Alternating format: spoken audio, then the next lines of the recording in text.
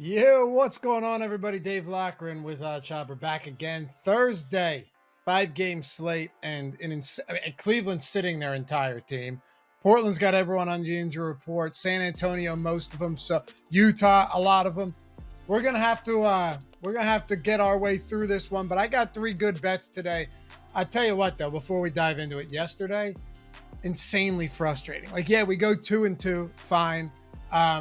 Should have been so much better. Luka Doncic, we were on over 32.5 points.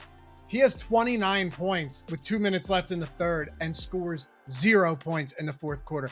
And quite frankly, I will not name names, but I blame it on a member in our Chalkboard discussion and our Chalkboard app in the community.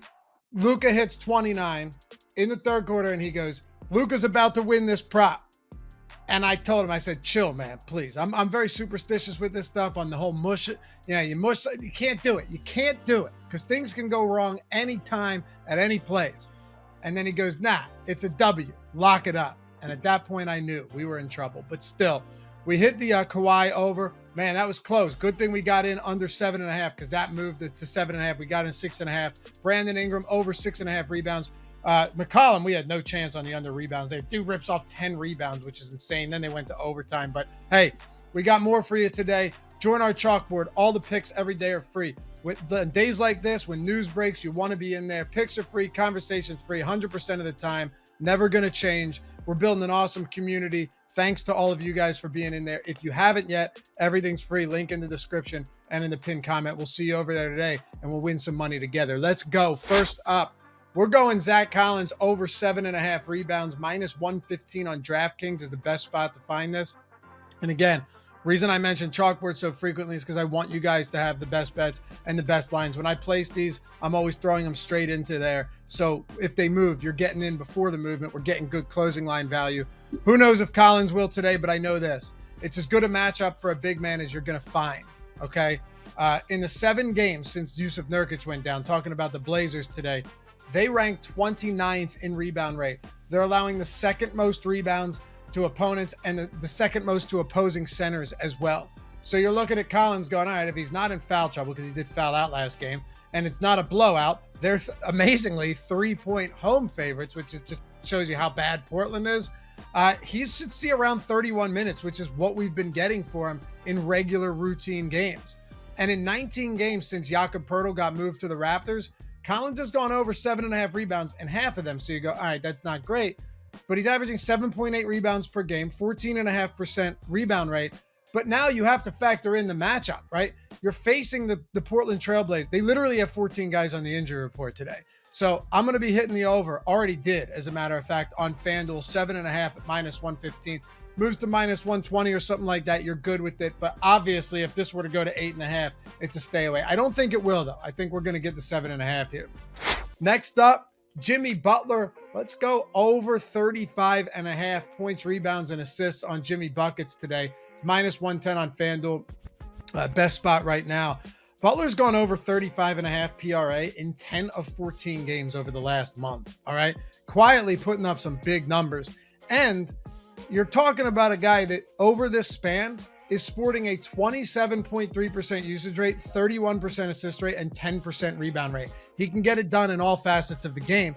And now he's facing a Sixers team that you go, okay, well, they don't play that fast, right? They're not a great, or they're a good defensive team. Yeah, but they got nothing left to play for right now. They already locked up the 3 seed. I wouldn't be surprised to see some guys sit in this one. Miami's only a 3-point dog. That could change throughout the day if we get some news in Philly. And they actually have something to play for, unlike the Sixers. So, yes, it's unlikely that they finish anywhere outside of the 7th seed in the East. There's still a shot. I think it's like a 14% chance of them getting out of the play-in round and into the 6th seed. And this isn't just like oh man, they got a 14% chance of moving up from 6 to 5. No, that doesn't matter. But ever since the playoff format changed and you have these play-in rounds, it does matter if you get from the 7th to the 6th and you no longer have to participate in this play-in round where you could be, like you have to win games just to get into the playoffs. So getting into the 6th spot for Miami, while they might not have a huge chance of doing it, the odds might be stacked against them. They still have to play these guys.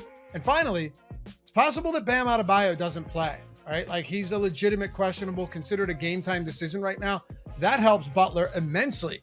I already like this number with Bam in, but Butler cruised over 35.5 points, rebounds, and assists in each of the last games that he's played without Adebayo too. So Butler over 35.5 PRA is another spot I want to get to.